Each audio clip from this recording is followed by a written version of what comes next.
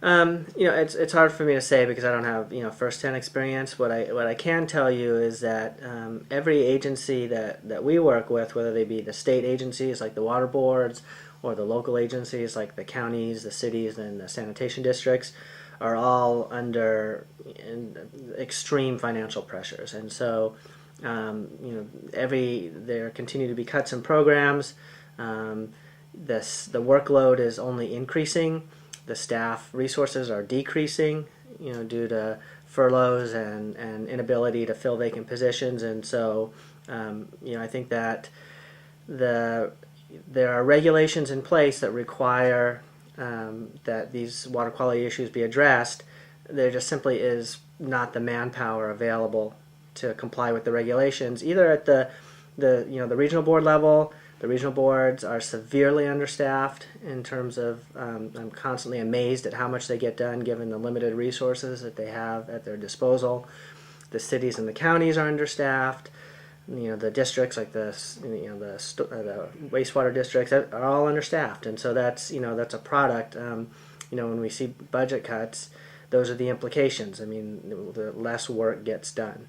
You can't furlough people for 3 days a month and expect the same amount of work to get done. So, that's I can't. I don't have firsthand experience where I know of things specifically, but I do know, from all the agencies that we work with and the people that I interact with on a day-to-day basis, it is a tremendous strain on the system. So.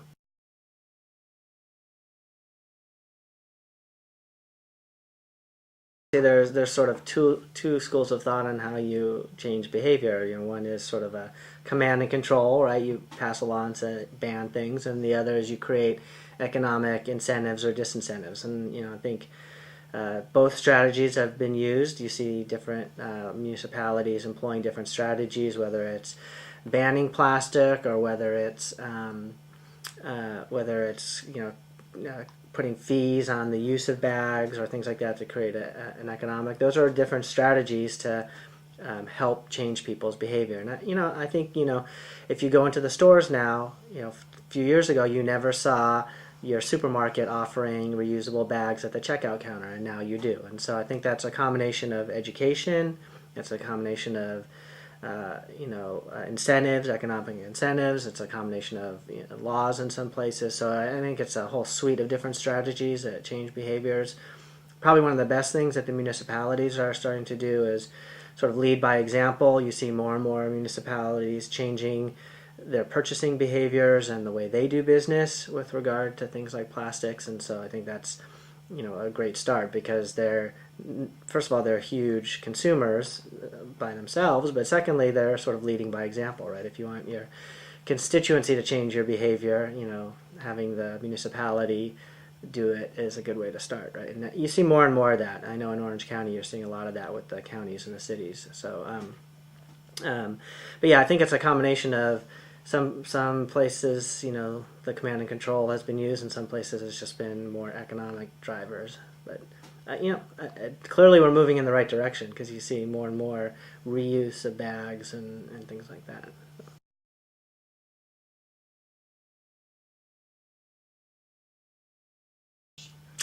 The biggest amount of trash. Well, again, it's hard for me to say because I haven't looked at all of the data to know.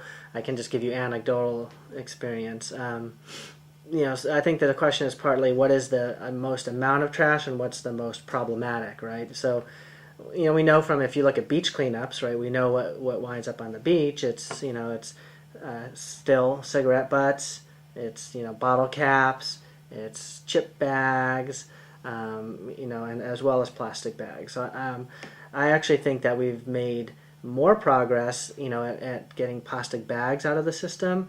You see, I think, a little less of that, but you still things like cigarette butts and bottle caps and chip bags and those types of what are basically coming from littering. Those are things that are still,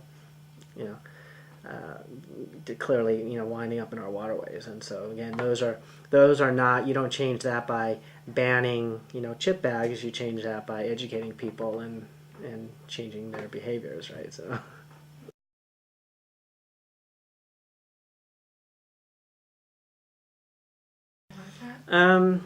I think the one thing that, and this has been particular for urban watercourses like the San Gabriel River, I've spent a lot of time working in the San Gabriel River, and particularly in the middle reaches of the San Gabriel River, the areas around Pico Rivera and those areas, there's actually quite a bit of natural resources in the bottom of the river. I mean, there's water coming that's treated wastewater that supports habitat. There's lots of different plant life. There's animal life, birds, etc. And I think that the more people spend time in the river, and they actually recognize, yes, we have a river running through our community, and it is in our backyard, and the river is treated as an amenity and not something to chain and keep people away from. But the more people adopt the river sort of and understand as part of their community and get connected to it, I think then people will be more motivated to actually care about what gets discharged into it, right? If